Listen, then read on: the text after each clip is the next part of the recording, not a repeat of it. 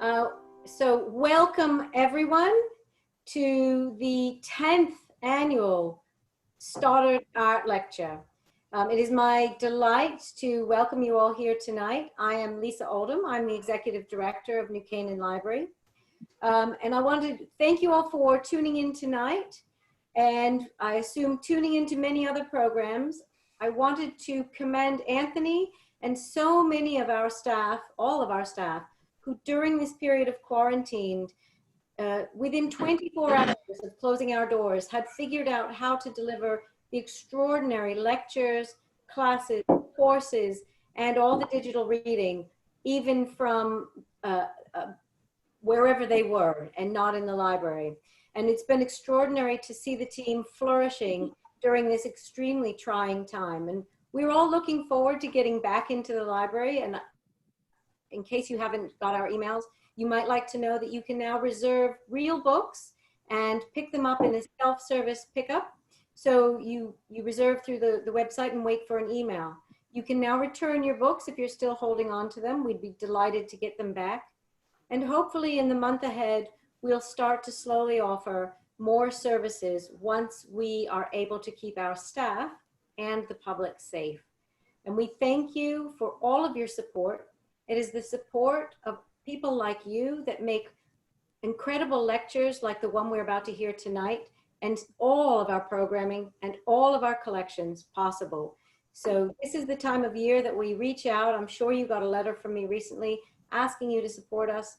All of that support is for lectures, courses, classes, and all of our books, and we couldn't do without you. So thanks so much. Without anything further, I'm going to hand over to Anthony to introduce tonight's lecture. Thank you, Lisa. And I just want to say that myself and my colleagues, we truly love serving the New Canaan community, and we're grateful for the opportunity to do so, even during these trying times. I'm Anthony Maricola, Manager of Adult Services and Programming at New Canaan Library. We're very excited to see Pissarro, our guest speaker for this year's Stoddard Art Lecture. In 2007, when I was pursuing my undergraduate degree in art history at Hunter College, Dr. Pissarro was already a legend. Always approachable, always willing to discuss art, and I had already spoke to him about this earlier. I recall him stopping by the Slide Library where I worked as the assistant to the art librarian. He showed me a rare Sol LeWitt book that he recently acquired, and I felt like a starstruck 20-something. Dr. Pissarro didn't know I was studying art history, but he took the time to carefully describe the progressions in geometric forms and repetitions of LeWitt's work. And although this interaction would have been unmemorable to Dr. Pissarro, it left a really long-lasting impression on me. And to this day, Sol LeWitt remains one of my favorite artists. Dr. Joachim Pissarro is currently the Burchard Professor of Art History and Director of Hunter College Galleries at Hunter College. He was the curator at MoMA's Department of Painting and Sculpture. His teaching and writing presently focus on the challenges the field of art history faces due to the unprecedented proliferation of artworks, images, and visual data. This evening, he will discuss the concepts of his book, Wild Art, which he co-authored with David Carrier. The book presents a highly illustrated account of the most exciting examples of other art worlds, mostly left unmentioned within professional art literature. Those that exist vibrantly outside the boundaries of the art world, the art that most professionals, art critics, art historians, artists, auctioneers, collectors, and dealers tend to ignore. Before we start, I'd like to ask that all of our attendees use the Q&A function that's located at the bottom center of your Zoom screen to ask any questions this evening. And now I'm very pleased to welcome Dr. Joachim Pissarro. The virtual floor is all yours, sir. Anthony, thank you. Thank you very much. Lisa, thank you also for your very kind introduction. Anthony, I'm very touched by your words. And indeed, I do remember our encounter. How many years would it be? 15 years, maybe? I forget, but anyway, yes, bringing this book that I found at Yale, actually, on Sol LeWitt. Sol LeWitt's very unknown, I mean, little known at the time, Polaroids on clouds, and thank you for remembering this. I'd like to actually pick up on one word, Anthony, and I hope you won't mind my, not contradicting you, but my, how can I say, switching the term that you use. you're absolutely right in every, I mean, in the way you described the book that Carrie and I wrote, and we did think about it as a challenge, but in effect today, I feel that what we were doing 5, 6 years ago with Wild Art, 2 or 3 years ago with the book that succeeded on the aesthetics of the margin, appears no longer as a challenge, but almost as an amplifier, and as a support system of what we are going through. I just want to start. So, Anthony, we technically speaking, are our viewers seeing Dr. Mar's images? Yes, they should be. It's shared. Yeah, okay. That's the first slide that. So I just want to say this is, I was taking our kids this morning for the potential community service in the area. We're in the Adirondacks, okay, the heart of the Adirondacks, which, if those of you who don't know, it is basically south of Montreal, south of the Canadian border. It's an extraordinarily beautiful area. And this is a lady, Dr. Beth Marr, who is running homeowners association around this area. And she herself, a physician like my wife, is a practicing artist, but doesn't have, as far as I know, a website, a representative. She's not part of the system. She's not part of the establishment. And I decided to ask her whether she would mind if I just took those photographs on my iPhone. And so here we are. You're seeing some of these examples, what I called wild art, and you actually see. I mean, this is pretty much the best, in my opinion, that you can see. But you really see this throughout the Adirondacks. You can come out, and my wife and I were very struck when we first came here. You see outside homes, accumulations of stones and pieces of nature on top of each other. You don't quite know how they stand together, and they always stand outside the home of someone. That's what I would like to talk about today.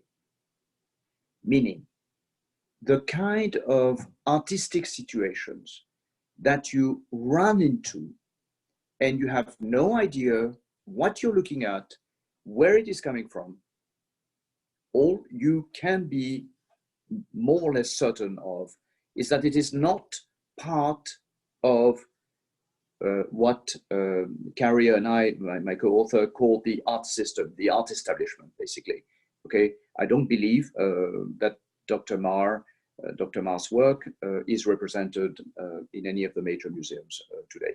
Does it make it an inferior or a negligible work of art? My assumption, and Carrie's assumption, is that the answer is absolutely not. You know, so what we're trying to say is that basically there are multitudes and multitudes of different art forms around us. Of course, we are born to choose and to select and to decide what we like, what we don't like, what we like less. But what I'm interested in putting to you today is the idea that, well, number one, art is a situation that suddenly it's always been everywhere, but suddenly if we open our eyes, we see it, and it is really something, I would say, almost therapeutic within the present situation. And so I will also go into further discussion about why certain forms of art, such as this, are not or have not been given the light of day by the art establishment. So let's move to the next slide, please, Anthony.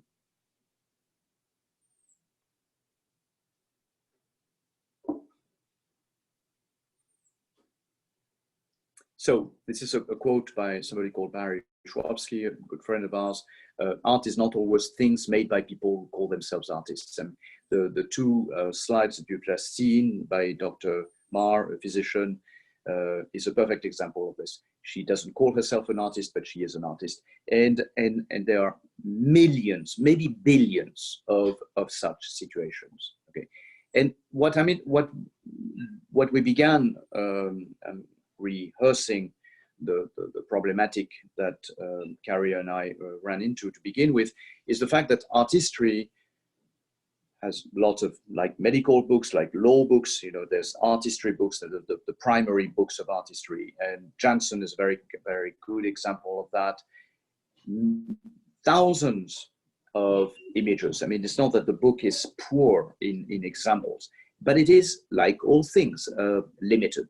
And it has inevitably it has established de facto, I don't think the Janssen, the author, the editor of the book, started the project thinking, oh, well, we're going to eliminate men of color, we are going to eliminate Asian, we are going to eliminate this or that. But in effect, it did. And so what we began to look at when we look at the ground of art history is a ground that is, and this is, of course, very resonant with what we are seeing today. It is a segregational type of field. And so what we decided to, and at the time, I mean, believe me, this is a book that was done 5 or 6 years ago. So there was no such thing, and Black Lives Matter was already a very steep concern, but we did this without really thinking so much about obviously the present situation. And so I find that it's interesting to think about how one can look at art today and think about what is going on right now. So let's keep going. So our conversation started, in fact, David Carrier and myself in a restaurant which is now closed and probably destroyed by 2 wonderful Briton ladies, cooks. My mother was from Brittany as well, and we were always very welcome there. This restaurant doesn't exist. This is actually part of the Bellmans, the famous Bellmans Bar at the New Carlisle, very much more chic than what where we started. However, the point is that we started looking around us. You know, we started looking at the walls and the images around us, and I forget who David or myself said, what do we make out of this as art historians? Is this something we just completely ignore, or you know, this is obviously something like art, right? I mean, this is the people who did this are artists. Are they artists? Are they not? If they are, why are they not part of our art historian world? And you know, we started conversations like this, and then we ended up doing a class on exactly why would some people be in and some people be out.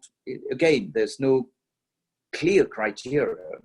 You can't really say, but definitely the Bellmans Bar would not be featured in a book on art history. So let's look at some details, if you don't mind. Yeah, some beautiful details. As soon as you start looking at what's around you, you begin seeing things that you know you didn't anticipate. Let's keep going. And so yes, we ended up perhaps. I hope it was not too how can I say, toxic, too controversial, but we ended up being basically you know, establishing a divide between artistry and us, in essence. So artistry gets away, as you can read in the sec, with this sort of exclusive moves by having decided from the beginning what is most representative of study and of consideration. That term comes from, I didn't want this lecture to sound too pedantic, but actually from the great-grandfather of art history. I carry the same first name as he does, Joachim Winkelmann. He's the first art historian. I mean, some people might say Vasari, but really Joachim Winkelmann is the first guy who really thinks about what is worthy of being considered as an art historical object. And so his definition is very simple, very, very clear, very brief. It's what is most representative. He was the first archaeologist in the mid 18th century, German guy, going to Italy, obviously, Greece, and he established a situation by which basically art history is the discipline of the objects that are most worthy of being considered by art history, right? Full circle. It's like, I choose you, therefore you are worth being studied, you are being worth studied, therefore I choose you. You know, it's a tautological move, what we call. So let's look forward. I'm simplifying a little bit, but not much, I think. Let's take the next slide, Anthony, if you don't mind. And so we have here, I mean, this is of course a slightly, ironic. We have, I love the Louvre. I go to the Louvre as often as I can. I take friends and sometimes, groups of friends to go there. And it's almost impossible to go to the Louvre without seeing what the Louvre almost seems to be the home for, which is the Mona Lisa, okay? Mona Lisa, which contrary to what some people say lately, has not been confiscated from Italy because simply Leonardo da Vinci was a host of Francis I, of the French king, when he did it in the Roi. So I'm not justifying the French kings or not justifying appropriation or de-appropriation, absolutely not. But just historically, this painting was created in France and left and stayed in France. Nonetheless, when you look at this particular painting, you basically cannot see it. And so the image to the left, to the front, so the first image you see is the typical kind of approach. You're lucky if you see it the way I see it. So often when I come with groups, I actually ask the security friends whom I know whether we can pass in front. I mean, there's a cord around it. So basically, this painting is the most well-known art object in the world, presumably, and it is the most invisible object by its universal popularity.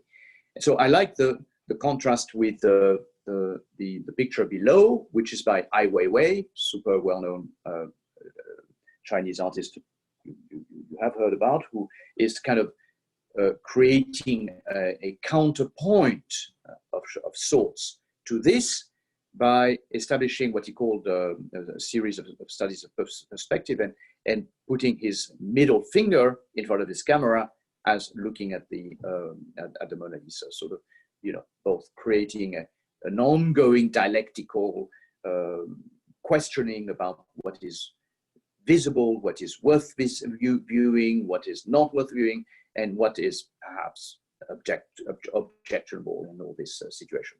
Let's look at the next slide, if you don't mind. This is a young artist, Stefan Graf, who created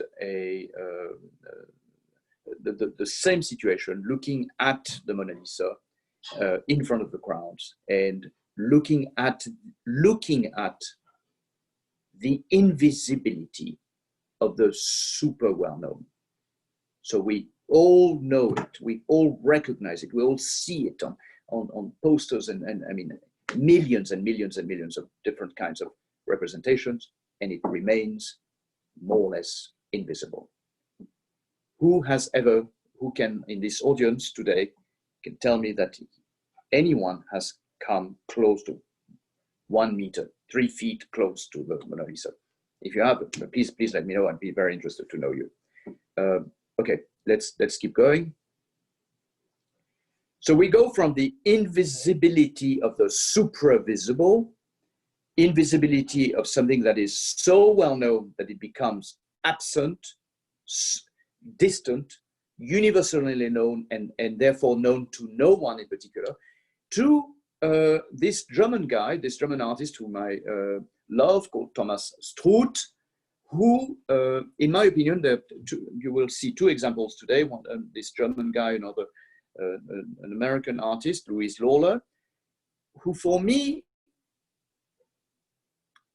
their subject matter, this is not the Chima painting in the National Gallery that you're looking at, the doubt of St. Thomas who thrusts his fingers inside the wound of Christ. No, that is not the subject matter. The subject matter is the people who are looking at this painting. The subject matter is essentially what we are doing as people who look at art. Okay? I'm assuming that all of you here are here because somehow you do look at art. Somehow art matters to you. And how does it matter?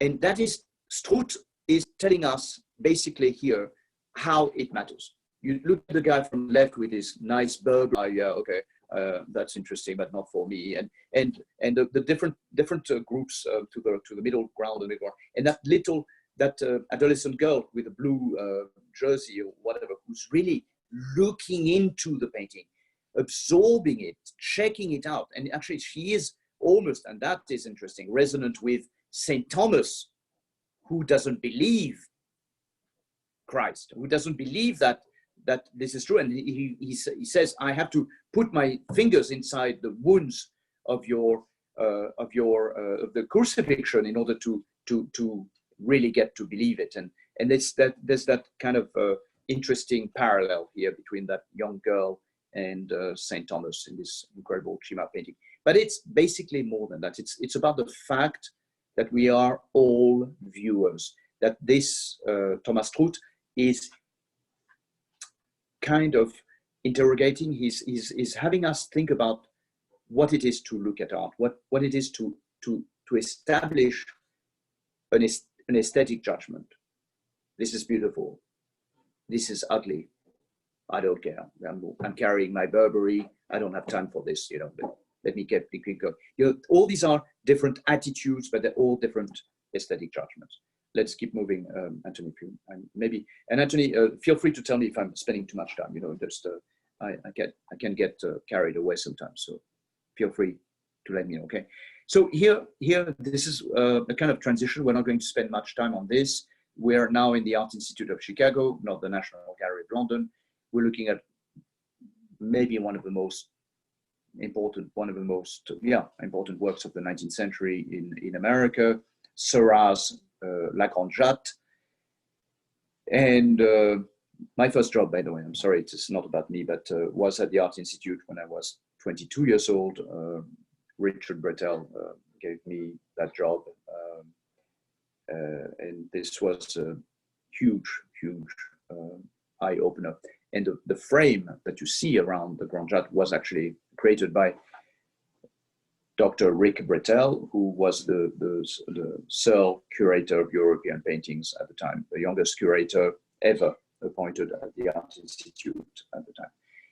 Let's go on. I'm interested in looking at how high art can look in relationship to different situations. So I mentioned Struth. You've seen two images of Struth. Struth looking at you, looking at art. Okay, so what Struth's subject matter is how people look at art. So it's this kind of doubled up situation, okay? He doesn't look at art, he looks at people looking at art. Same situation with Louise Lawler. Louise Lawler, who began with focusing on art collectors and how art collectors would put their painting by, say, Jackson Pollock, as in this case, above a terrine, as in the house of the Tremaines, who both are deceased now. And that contrast looks, it looked okay when you see it in a house, but when Louise Lawler picked up that photograph and created that jarring contrast, it makes you think, first of all, are we supposed to laugh? Are we supposed to laud it? What are we supposed to do? But this is another situation of aesthetic judgment. You know, you have people who own art, and they are perfectly free to establish relationships, correspondences, juxtapositions, as in this case. So let's keep going. Let's look at another example, Anthony. So this is Louise Lawler much more recently, but it's already 12 years ago. It's unbelievable.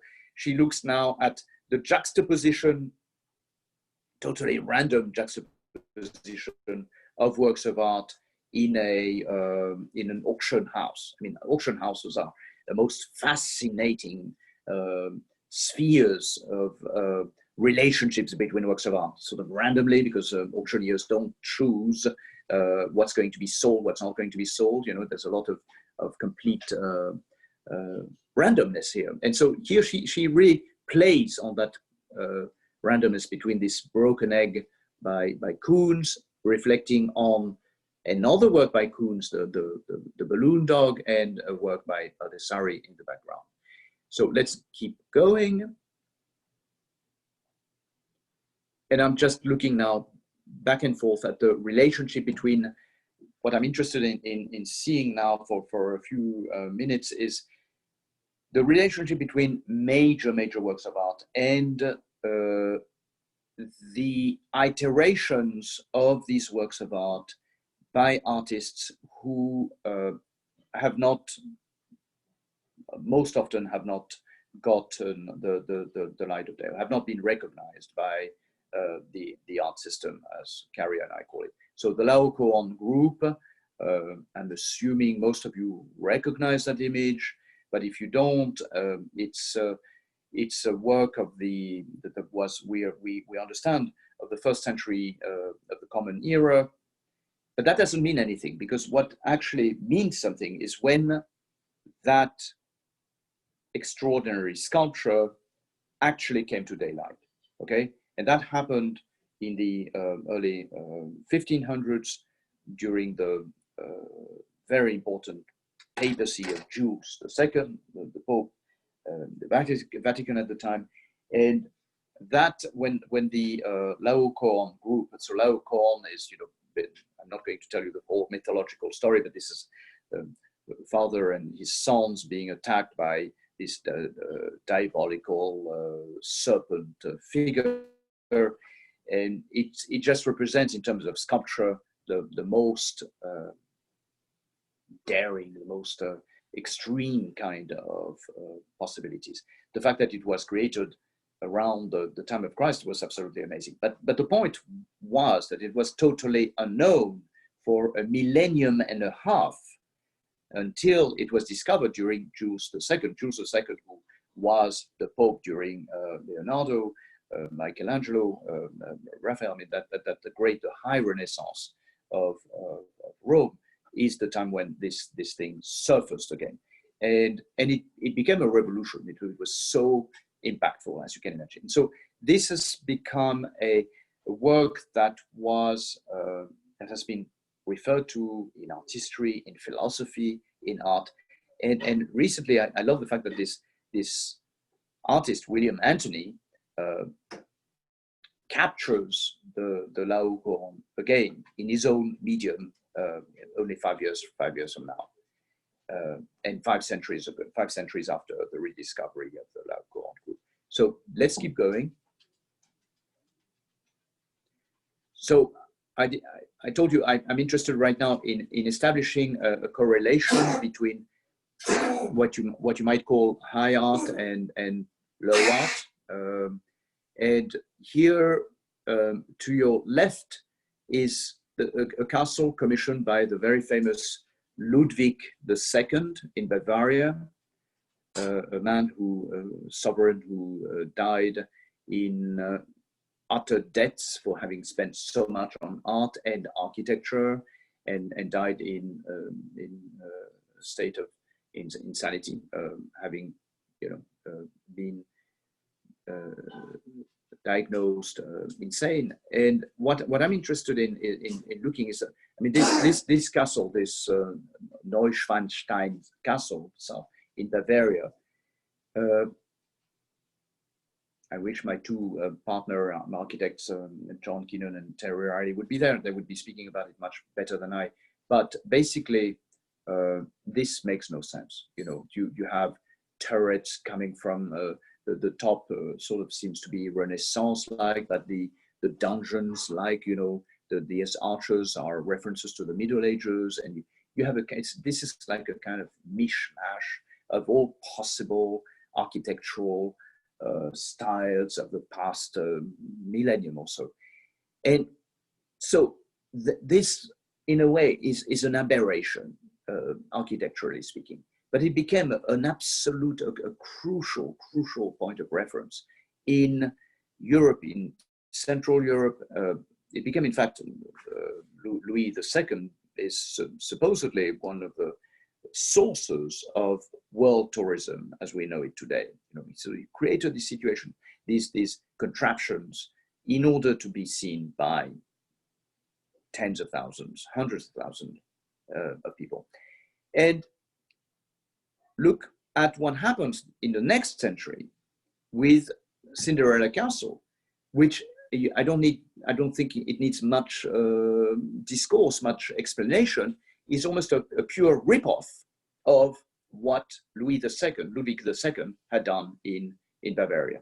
And what I'm interested in here is looking at how the creation of certain forms drawn from certain canonical, certain you know, basic, essential architectural categories can create by itself. By themselves, as we see with Ludwig II, a totally new kind of situations. And we see that happen again with the Cinderella Castle, now clearly and openly opening itself up to literally millions, tens, dozens of millions of people. So what I'm looking at right now is the relationship between art and the public, the very large public. Art up to the 19th century, let's say, was tended to be the repository, the domain of a few privileged, the happy few, as Stendhal would call them. And with the 20th century, there's a kind of total reversal of the situation. So, of course, this did not go without pushbacks, and we don't have time to go into this. Interestingly enough, the pushback came mostly from the Marxist side, which is interesting. The Marxist art historians tended not to welcome art that was too popular. I will let you ponder upon that. Let's move to the next slide. And so rather than Marx, I find myself more in tune with somebody like Kant, whom actually Marx had studied, but there we are. And I love this kind of confession. There was a time when I despised the common people who are ignorant of everything. And it was Rousseau who disabused me. This illusory superiority vanished. And I have learned to honor men. So, you know, I will say that our book, Carrier and myself, is really a kind of honor to this. It's a response to this very quote. We have maybe not learned, but attempted to learn to honor mankind. Okay, I won't use the word mend, because that's mankind in its utter diversity. And so let's look at what that has produced. Of course, we've only barely scratched the surface. So yes, so we decided basically to not break down, but simply ignore. You know, a museum like MoMA, for instance, has 6, 7 now departments. The departments that are, well, the Louvre as well, by the way. Their departments are media-based. Okay, so you have a department for film, a department for drawing, a department for prints, a department for photography, painting, sculpture, architecture, etc. And we decided, okay, what if we would start looking at things outside those denominations, outside those different categories. And so we went way out and we looked at this Hotel de Glace, ice hotel, and discovered, I mean, it's this stupendous architectural feats, you know, that go barely unnoticed, or I haven't heard much about them. Same thing in Finland. Obviously, you have to go north of the 60th parallel to find these kind of situations. Anthony, let's keep going because I know we have to do this. And so again, looking back at the relationship between high and low, I mean, obviously Roy Lichtenstein today is someone who is featured in all the major museums. What's less known is the fact that, in fact, he started as an abstract expressionist artist, and the story goes that one of his kids, or some of his kids, would say, "Well, Dad, can't you do something real? Can't you do something that looks like something? Why don't you just copy what Mickey Mouse, Mickey and Donald?" And so one of the very first examples of Roy Lichtenstein's plundering into what became known as pop art is actually drawn from the world of comics, from the world of Mickey Mouse, Disney, the Disney world, which, by the way, is another repository of millions of works of art that are more or less unknown. So that relationship I find absolutely fascinating. We could have a whole lecture on that dialogue. Next, Anthony.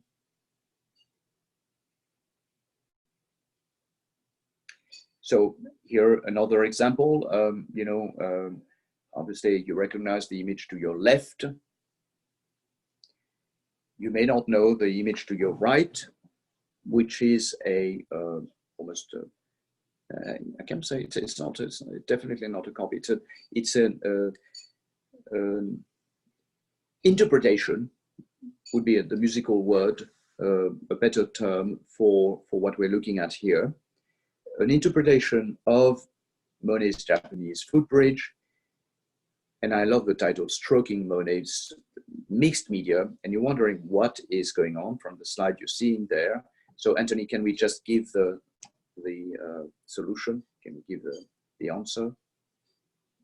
Right. And there we are. This is a kind of detail of what you're seeing. So basically the artist is recreating the architecture of the bridges and has filled in with toys, thousands of the little weird bits and pieces chosen according to their color tones in order to evoke the Japanese bridge by Monet. Let's keep going. So another very interesting example. If I tell you that this is a very political work, will you believe me? Chris Jordan, you obviously recognize Seurat's Grand Jatte, which you saw in a previous iteration done by Strout looking at people looking at the Grand Jatte. Here, there's no such interest as who is looking at it, but this particular painting is not made with toys or with bits and pieces of objects and dejects. What it's made of, let's look at the next slide, we will understand. It's made out of thousands of soda cans, running the numbers. And if we can we go back to the previous, look at this, the shape of this. Okay, this is, you see in the center of the picture, you see you have three ladies holding an umbrella. Only one of them is sitting, and the right end point of her umbrella is the detail that you're seeing. So now, Anthony, we can go back. You will see the detail of that umbrella. You see what I mean?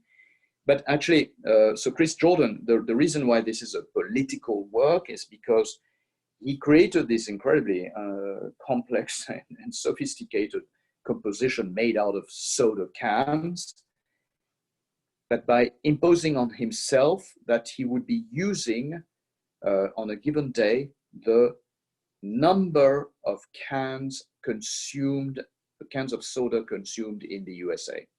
So in this particular case, I think it's something like, 2,000 or 3,000. I don't know exactly the numbers, but whatever the number is, it's precisely statistically the daily number of consumption of cans in the United States, which is a scary fact in itself. Let's move on, Anthony. Scary this could be, unless it was, as we see it here, filled with flowers. So I love Jeff Koons for many, many different reasons. And some of you may not, but that's absolutely fine. I'm used to that. But my point is here that I find Jeff Koons as one of the few people who really straddles both worlds with ease, elegance, mastership. He has absolutely no fear, and Jeff Koons is someone who doesn't get into those trenches. He doesn't think. I mean, I chose this particular object, which is not very well known, but it's very symptomatic of Jeff's work, in the sense that it's a war tool, it's a weapon, it's a canoe, but it's sending you flowers, and that sort of sums up the whole of Jeff Koons. And as he says it himself, bad taste is as good as taste gets if it is yours. Okay, there's no your taste and my taste are necessarily going to be different. I don't know how many people are listening to this talk right now, but I guarantee you that there are as many different kinds of taste among all of us as there are members who are listening to this talk. And this is neither good nor bad. This is just the situation of what taste is about. The reality today, up to a point, has been that the museum world has kind of quantified and categorized these differences into what should be and what should not be, or what should be hyped up and what should be lessened, or what should be seen versus what should not be seen, or what is seen versus what is not seen. And so my small, humble attempt today is to say, okay, if you guys don't mind, let's open up our shutters today. Let's take out our scholarly glasses and let's look at things for what they are. Let's look at these daisies here, or the woods outside. Let's look at Dr. Ma's work. And this is what I'm saying is, I'm not being facetious at all. I'm saying, why don't we just let it come to us, let it be, and realize, especially in this particular climate, how in a bizarre way that I mean, all confined, that we are isolated, that we are. I mean, and the losing jobs. That, however, in a very strange way, we also suddenly are in a position where we can see around us and find a multitude of art situations that we would not have been ready to see, or we would not have been seeing simply in the past, in the recent past. So, Anthony, let's look at the next slide. So this guy for Carrier and myself is a kind of hero. You will see if you go back to the beginning of the lecture. He's on the cover of our second book, Aesthetics of the Margin, and the story is absolutely extraordinary. I don't want to and Anthony, do tell me if I'm about time, okay?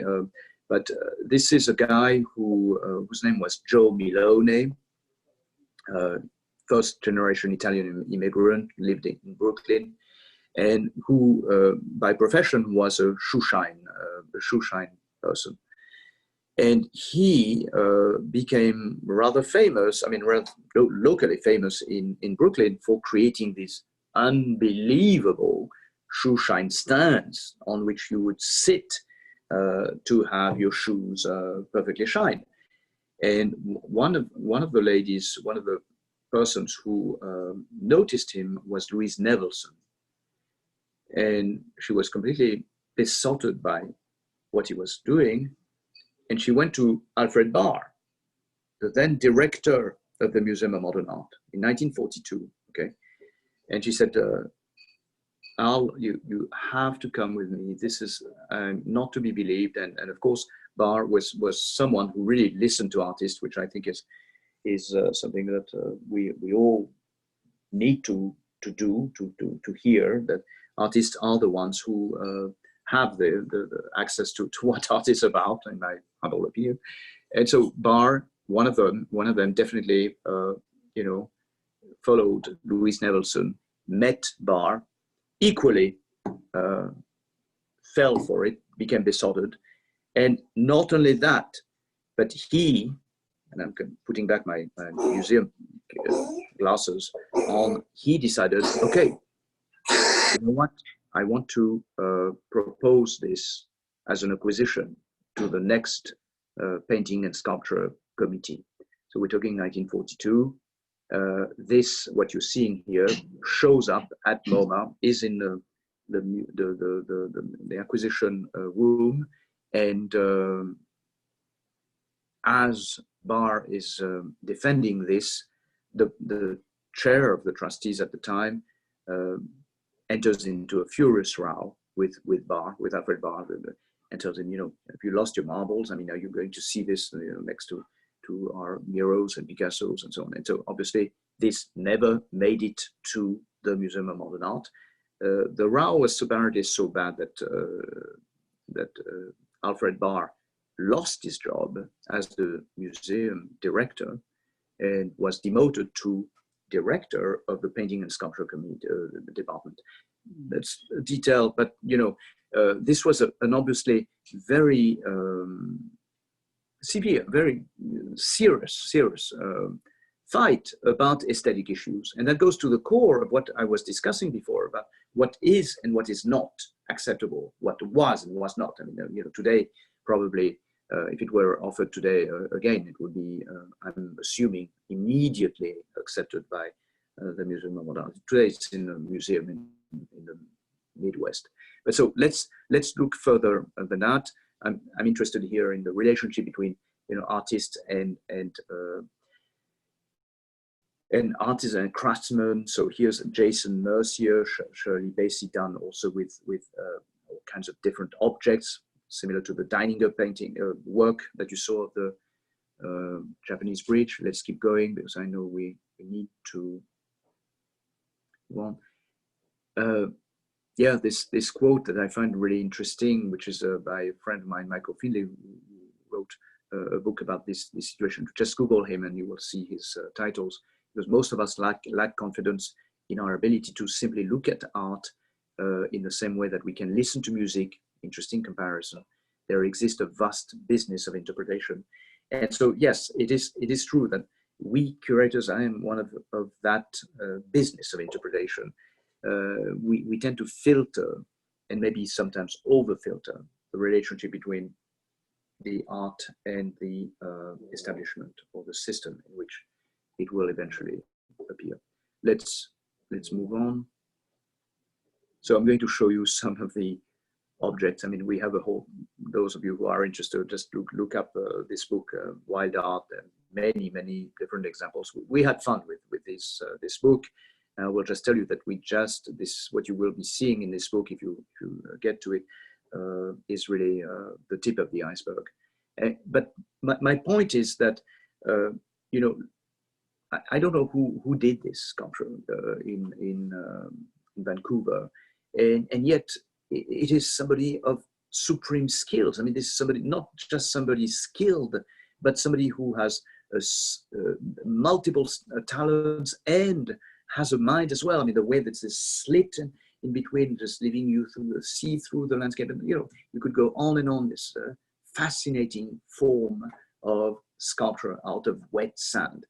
And any one of us who's helped our kids building a, you know, half a feet high sand castle know how brittle, impossible these things are. You know, so this is definitely something I'm impressed by, and I actually like this work. Yeah, let's go to the next one, Anthony.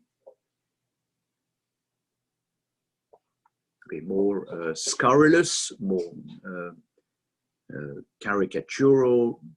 This work now in Belgium. And by the way, there's, I mean, so each Carrie and I, we did not by any token exhaust the whole matter, but we just decided, rather than actually a little bit like MoMA, we decided to establish different criteria that were based on media. So we have sand sculptures, we have ice sculptures. You saw an example.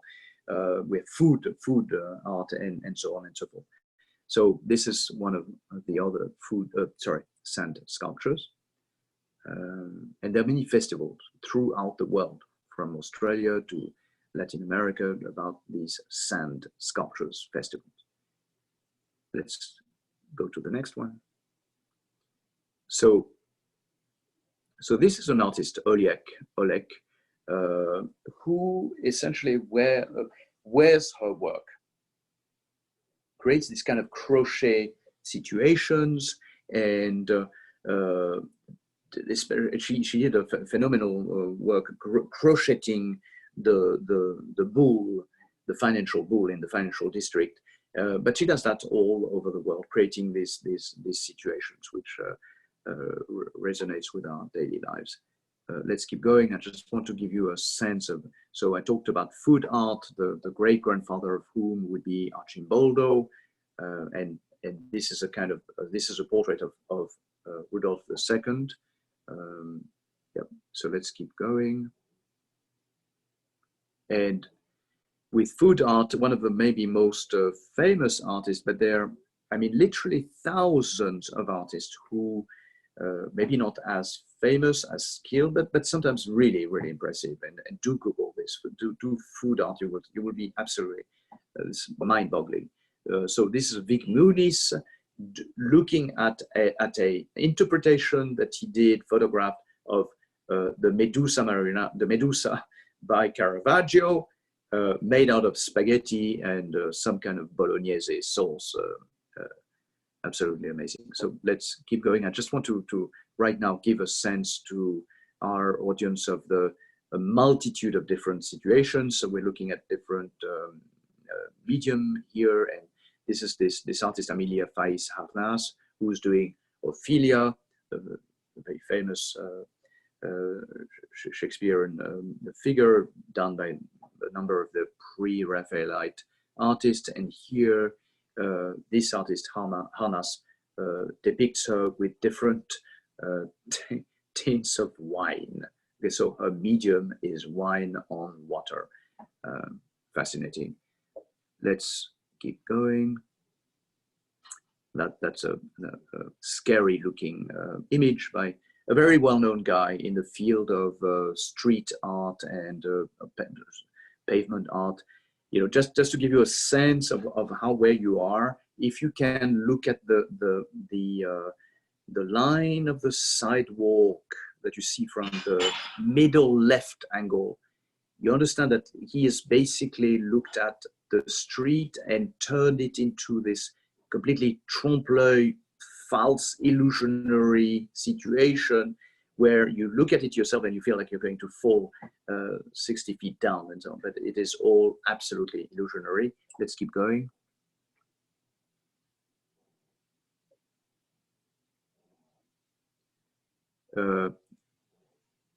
Of course, we have a whole chapter in the book on tattoo. I'm not going to tell you about the whole history of tattoo, which goes way back, in fact, to this is a Victorian model to your left, but it goes back to almost prehistory. And True San, this is spelled properly, 3 O's, a very interesting tattoo artist who uses tattoo in order to create these opening of the bodies, again, false illusionary situations. Let's keep going. I'm again giving you a multitude of different situations. So you know what, Anthony, let's keep going. This is not, I know we are running out of time. Yeah, perfect. So I was, you know, what we gave many lectures, Carrie and I, about what this amounts to, and often we came across one or two questions that had to do with the fact that this is not serious art, okay? And we decided to take that kind of objection seriously. And what I decided to look at is, in fact, I mean, this is not at all to, let me be clear here. I'm not trying two things. I'm not trying to aggrandize the work by Christian Sossoy. My son, one of my sons is a kind of fanatic skateboarder, so Sossoy is super well known in our home. And I'm not trying to either reduce the importance of Raphael to you seeing to your right. What I'm trying to do is to establish a situation by which there may be a dialogue possible between the early 21st century in which we are and the early 16th century, exactly 500 years, in fact, apart, literally. I mean, the Transfiguration was 15. It's interesting, I hadn't thought about it. This unbelievable painting, which is in the Vatican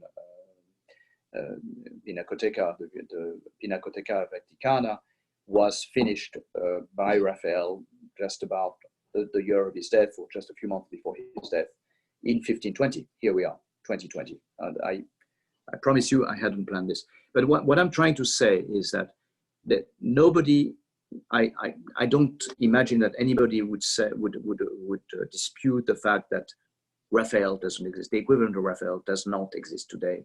The equivalent of Transfiguration, where is it today? And when you look at somebody like Christian Sossoy, who of course is portrayed here by a photographer who is aggrandizing his acrobacy, but this guy Sossoy is responsible, created this situation which is called Christ air, literally, by which he jumps 20 feet high from one of these skateboards. I mean, it's absolutely hallucinating. It's I mean, really hair-raising when you see that happen. And he just takes off the skate from under his feet, you know, stretches his arms upside down and puts it back and falls back and keeps going. This is like within 2 seconds. And I'm sorry, I mean, maybe I'm going to shock some of you, but I'm going to take my risk here, and I'm going to say that this kind of situations is carries, in a sense, the same amount of risks as Raphael was doing when taking 4 years of his very short life to create one of the most impressive masterpieces. So I'm not saying things are equal here. I'm not saying things are reflecting each other. Absolutely not. Between what we are going through today and what we were going through, were we alive in Florence and Rome in the 16th century, possible. Let's keep going. Let's keep going. It's too art historical. Yes, let's keep going. I just want to so, you know, I want to, the previous 2 slides were basically giving you back a grounding, yeah, no bad pun intended, but grounding into the earth. And there we have here Robert Rauschenberg, one of my old favorite artists, and a series of works called Dirt Painting. And this one, the one you're looking at here, is dedicated to John Cage, another one of my favorite people. And what I find interesting there is whether you're looking at the transfiguration of Christ in the air, or Sossoy jumping off, you know, 20, 30 feet into the air with holding his skateboard, or Bob Rauschenberg putting together a bunch of dirt into a canvas that big, okay, and just letting it just mold and rot and create this kind of weird configuration. I think this is same kind of, I will say, I will use maybe a corny word here, alchemy going on, okay? Transformation, transfiguration is the word that Raphael is using. And I see that happening in this very simple piece of earth cultivated into a square format. Let's keep going, Anthony. So I love juxtaposing those two. I'm sorry, I can't help laughing because this painting, when I was at MoMA, had a very interesting status, a very interesting situation. It was the most popular painting by the public. I don't know if it still is today, but we basically could not take it off the wall. We would have a riot on the sidewalk, and it was the least popular painting among the curators. So most popular among the public, least popular among the curators. And so it always had to be up, but it was always up in a corner because we had to. So, and I find this painting fascinating. The more I look at it, the more I find it mysterious and complicated. It's not just this kind of allegory or this kind of sweet, effete, emotional painting. It's much more. There's much more to it than it is. It is definitely also a landscape, looking at the land, lying on the land, as she does, and as the Rauschenberg invites us to do. So I could imagine one day an exhibition with the Rauschenberg and this painting next to each other. Christina's World. This next, Anthony. So, you know, so many different forms of art experiences, art making, and one of them, Candice Bright, is an extraordinary video artist, South African born, lives in Berlin, and what she's actually been interested in, we can keep going, but basically she's looking at artists. I mean, artists that none of these people you're seeing are artists, but they're people who have almost dedicated their entire lives to being Michael Jackson, to being effigies of Michael Jackson. Each of one of these people sings and moves according to pretending, mimicking, being dressed as Michael Jackson. Let's look at the next slide. So here's an artist, Luke Jerem, who in 10 years ago already, God, I can't believe it. Yeah, 10 years ago, just established a situation whereby throughout the streets, parks of New York, set up pianos, empty, you know, so, and inviting people to, I mean, not inviting, but it was like free. So here you see this young girl, it's called Play Me, I'm Yours. All these pianos were available and so on. And so basically, he set up, he stage designed the whole of New York City in a situation whereby anybody could become an artist as well. You know, this similar situation to what you saw before with Candice Bright. Let's go to the next. Okay, so Mark Rushmore, Universal Sculpture, created on the site of Sioux Preserve, and this is a continuous tension, I will say, but which seems to be going through some resolution. But nonetheless, I want to just look at this in contrast and in the context of what's coming next.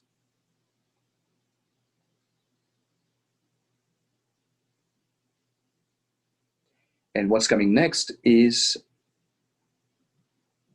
tens of thousands of names of Americans, dead American soldiers who died in the Vietnam War, the Vietnam Memorial, created by an extraordinary person called Lin, who was the youngest graduate ever of the architecture school at Yale University, and I think she was given this commission. I forget exactly whether she was in the program or was out the program, but just, I mean, like she was an extremely young person. And, you know, I don't know about you, I'm assuming many of you have seen this memorial. I don't know whether you know Maya Lin. She's definitely worth knowing if you don't know her. And it's just, I'm almost speechless when I see this. It's a work of genius, of pure genius, and it celebrates as well this universality. If not universality, this plurality. And there's definitely the number of us, and here the number of people who are dead in order to make us be where we are today. And again, this resonates so strongly, in particular today, with the situation we're facing. Asian American architect, extremely young, who had to fight battles, many battles. She was a woman, she was Asian, she was young, she was not known when she got this commission. So let's keep going, if you don't mind. Emily Carpenter. So the topic of what you're seeing tonight, I have I felt it was really interesting to try to take the risk, and it was a really very rewarding risk of putting it, turning it into a classroom situation. Oh, in fact, yes, I remember there was one of our readers said, this book, it's okay, but basically it will never be a textbook. So Carrie and I decided, okay, well, let's take this as a textbook. And what we got out of it was absolutely extraordinary. We received a lot of flack. I mean, our students are not kind, and that was great. We learned a lot from that. But in effect, the volume of possibilities of stuff that came out of this classroom was such that I decided, okay, we have to give this shape. And so basically what you're looking at now is what other examples that our students looked at and decided you guys didn't see that. So this is a really interesting, fascinating digital design artist, Emily Carpenter, whom again, I would really invite you to look at. There's so much about her growth. Keep going, Anthony. One of the students looked at these sculptures made out of basically of the stuff that I believe that the stuff that you find in vacuum cleaners, of this bundle of dust, dryer lint, and or that you find in dryers machines, and all these sculptures here are made out of this lint around string armatures. So let's keep going. Jenny Giles, a sculpture made granny panties, a girl's life. Let's keep going.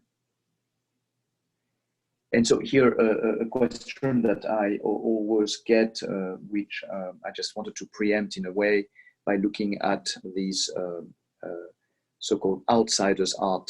Often what we're asked is whether what we're looking at as wild art is outsiders art. And my answer tends to be outsiders art is extremely important, very, very, very relevant to us. And it is one of the multiple categories of what we consider as wild art. So wild art is bigger than, I mean, it's not bigger, it's just, it encompasses outsiders art. And I could answer questions if you have some. I know we keep, I want to keep check the time. So here we're looking at Brittany Leanne Williams, looking at the tribal aspects of different rituals, different celebrations, looking at the white groups through the lens of ethnographic vocabulary, tribal eating habits, rituals, celebrations, etc., etc. perhaps what you need to know is that one of the ways we approached our topic was by saying that we wanted to desegregate, and this is way before the BLM movement happened. I mean, the first book was published something like 6 years ago. I forget the exact year, but anyway, what we were interested in doing is to take art outside the grips of those segregational sort of categories that the art establishment has produced. So this artist, truly resonates with this. I mean, she really pushes it to an extreme point, which I find very interesting and very relevant. And we definitely echo. She echoes our concerns. We echo hers in many ways.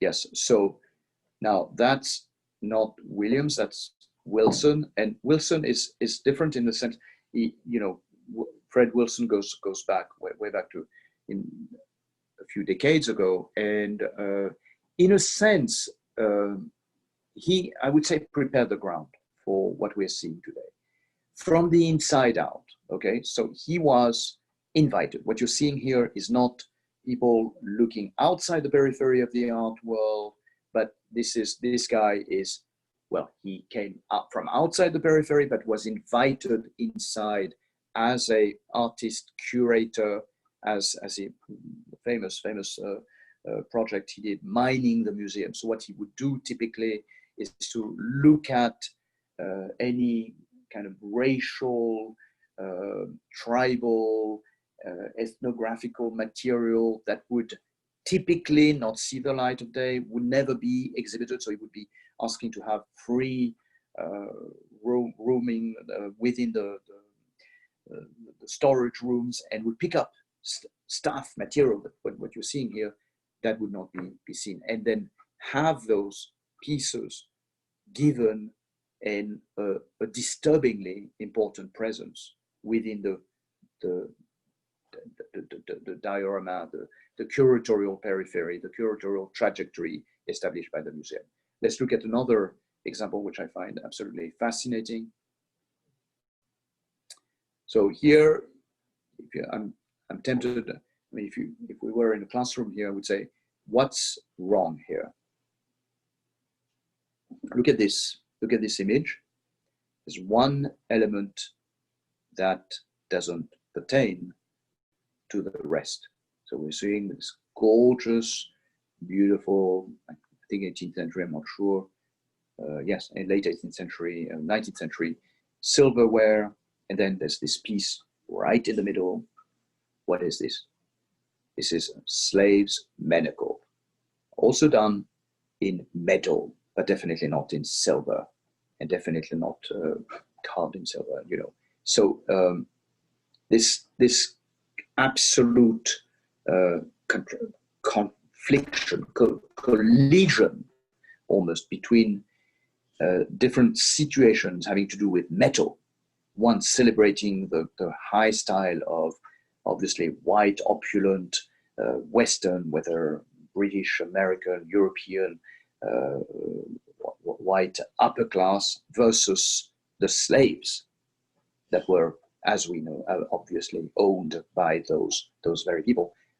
Absolutely. I mean, this piece is, to me, it's not one of the most well-known pieces, one of the most celebrated pieces, but to me it is absolutely shocking and so deeply resonant with where we are today. 1992, 20 years ago. David Hammons, a very great and fist in your face kind of guy. Love him, and he's absolutely amazing, continues to stun me, surprise me, astound me. And he did this piece. I mean, we were 1992 with Fred Wilson. This is 1983. Okay, the guy went to school with Bruce Nauman in California in the early 1970s. I forget when what year they graduated, in the 71, 72, maybe earlier. Anyway, so he's 10 years out of grad school and does this crazy piece where he sells snowballs on a cold day in Harlem. Okay, and look at this incredible situation here. Sorry, my dog is having a fit, but okay, so let's keep going, Anthony.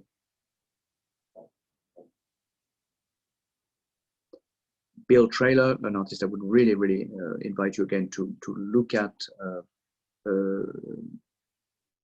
in greater detail if you can. An extraordinary, graphically pungent and beautiful and poetic and incredible artist. The Untitled Yellow and Blue houses are just amazing.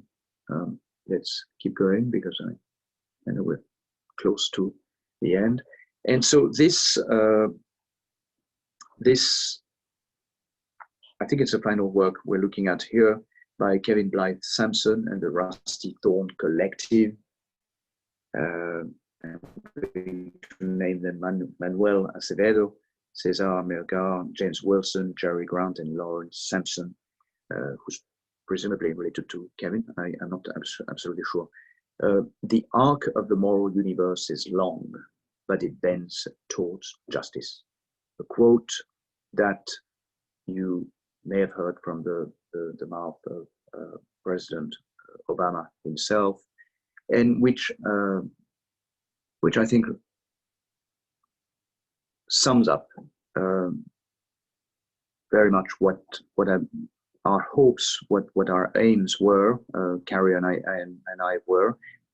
As I said again, I insist on this. I mean, 6 years ago, Black Lives Matter already existed, but it definitely didn't have the urgency, the cogency, the immediacy that the it must happen kind of thing that we do see right now. And what I find fascinating about this collective work, which was seen outside the Outsiders Art Fair 2 years ago, is precisely how it relates to what I began to talk about with the very first slides of this presentation, and how, in a sense, despite the bleak, dark, crazy, insane period in which we are, there is this arc of the moral universe, which is longer than any of us, and which carries forward, I think, our hope. And I'd like to point out to something that my friend and colleague Ana Jimenez pointed out, which is this heart situation that you see in the middle of this arc.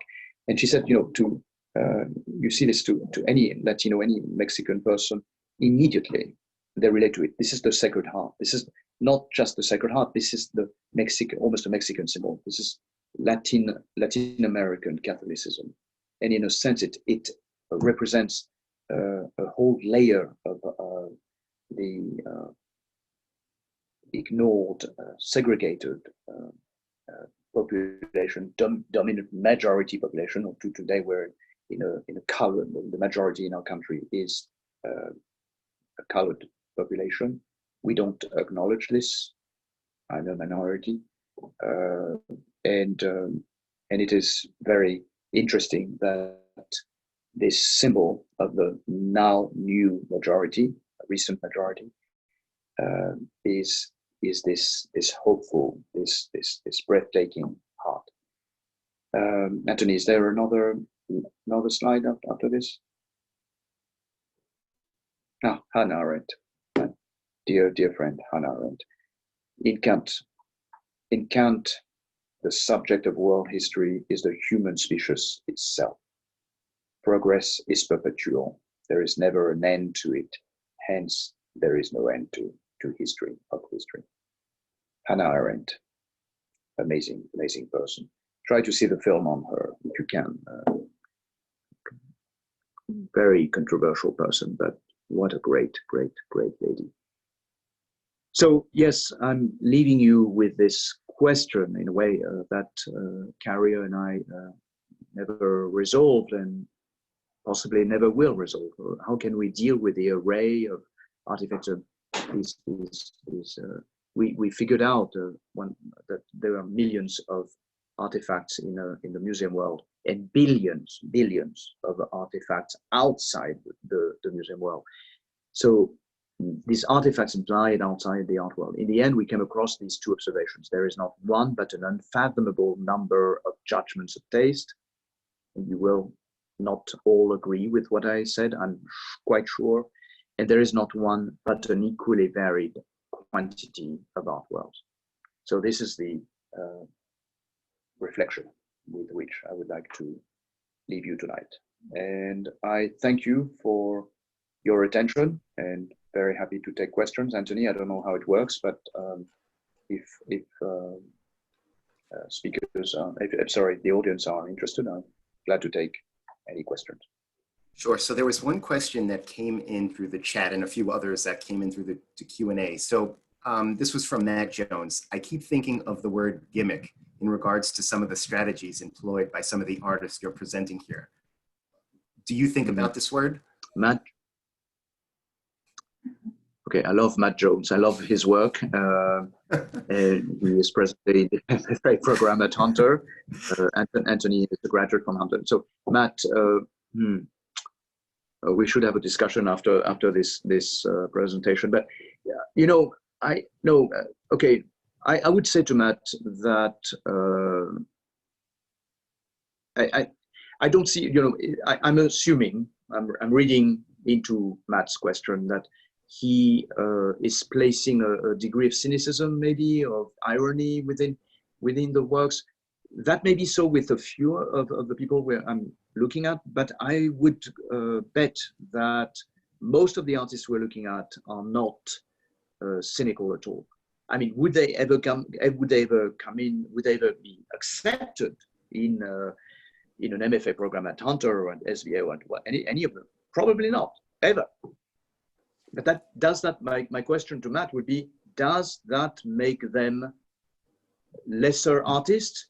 Or, to put it in a different way, does that make them unworthy of being looked at and considered and reflected upon as artists?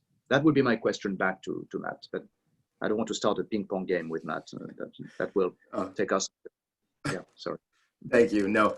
So we have another question as well. How do you personally distinguish between good and bad art, wild or otherwise? Okay, that's a brilliant question. I don't know where it comes from. That is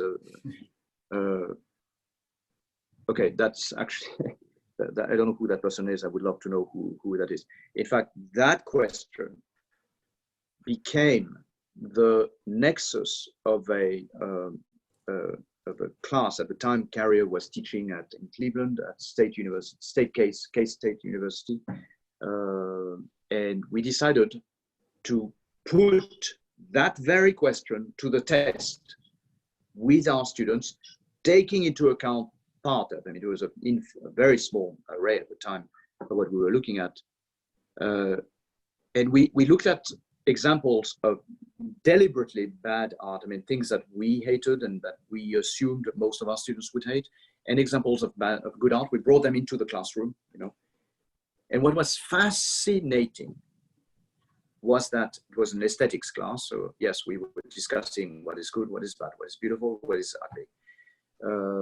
And what was fascinating is the kind of vocabulary that was used, whether discussing the bad art cases or the good art cases were very similar.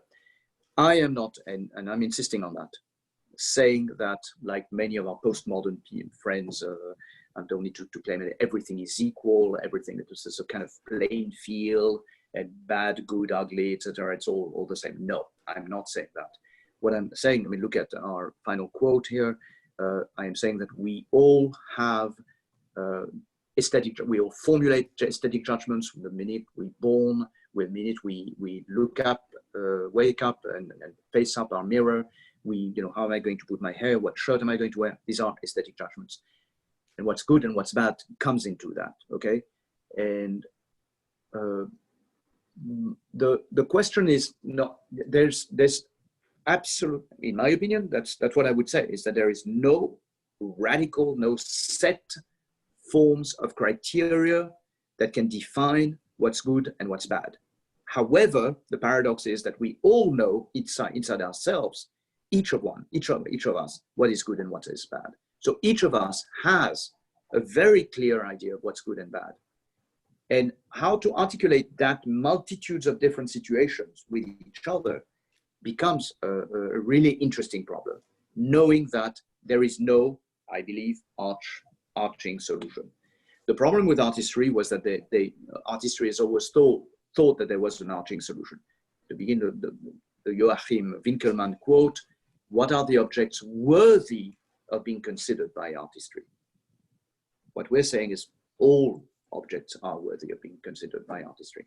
I know this is a little daring and problematic, but that's what we believe. Wonderful. Another question we got was, what about environmental, natural British artist sculptor Andy Goldsworthy? Has he not been recognized by the art world for some years? I absolutely love Goldsworthy's work. And I live, I mean, right now we're in the Adirondacks, but I normally live in Battery Park City, and there is there, I forget the exact name of the museum, but I think it's the Jewish Memorial Museum down at the very, it's probably the most southern museum in Manhattan on the west side. And there is, I mean, if you don't know it, please go there. It is absolutely mind-boggling, and it was a commission by the Jewish Memorial, the Jewish Holocaust Museum. I find the name. It's in Battery Park City by Andy Goldsworthy, and you see this. I can't explain it, but you see these tree forms coming out of stones, and it's a sort of emblematic way by which Lichtenstein resists death or resists matter. You know, and I'm not doing it any justice at all. This is, I mean, whoever asked that question is very smart. I think Goldsworthy is a person who really deserves way more recognition than he has had, and that is, in my book, the one major. But I know you go to that garden, it's a roof garden in that Jewish museum downtown, way downtown, and you never find anyone, and probably today even less than before, but do go there. All right, so I think this is the perfect question for us to end on. There are a couple of other questions, but due to time, maybe I can email them to you. I have the people who did ask them, and then we could send them to them. Anthony, feel free to do that. Yeah. Thank you. So the last question here is, if you write another book on wild art, will the images change from the ones you used in the first book? Oh, absolutely. Well, first of all, I mean, there are whole categories that we didn't even touch. Like when a few weeks, I remember after the book was launched, there was a very nice person who came to us with a bunch of photographs and said, why didn't you put in salt mine works made out of salt? And we thought, okay, yeah, no, that's something we completely missed on. That's absolutely, and I could go on and on and on. But also today with the time factor and so on, we were thinking for a while that had Phaidon been game, we would have had a series on wild art, and maybe this will come at some point. But I want to say, I think I said it in the talk earlier on today, we barely scratched the surface of the theme. And really the reason why I started with the images of what Beth Marr has been doing outside her home is that you just open your eyes. It's there. It's everywhere. You know, so many forms of art that we just have not been looking at. And it's worse than that. It's that art forms that's what we say in the second book on the margin of aesthetics, that we've been trained not to look at. This is bad for your eyes. I mean, this is what the Frankfurt School, so prevalent in modernist art history. This is contagious. This is dangerous. What is wrong with looking at art? any kind of art. I'm asking you, is it COVID-19? Is there a danger? Let's get over it. Listen, Dr. Pissarro, thank you so much for this evening. I think everyone would agree with me, all of the attendees, that this was incredible. We appreciate your time and your wisdom and your art historian expertise. We really appreciate it. Thank you very much. Anthony, thank you. Thank you for your support. Lisa, I don't know whether you're still there, but thank you also, and thank you. And I am a great fan of New Canaan. Visited it with Philip and David numerous times, each time memorable. And so this was, I'm a great supporter of what you're doing. Thank you very much. Thank you, Anthony.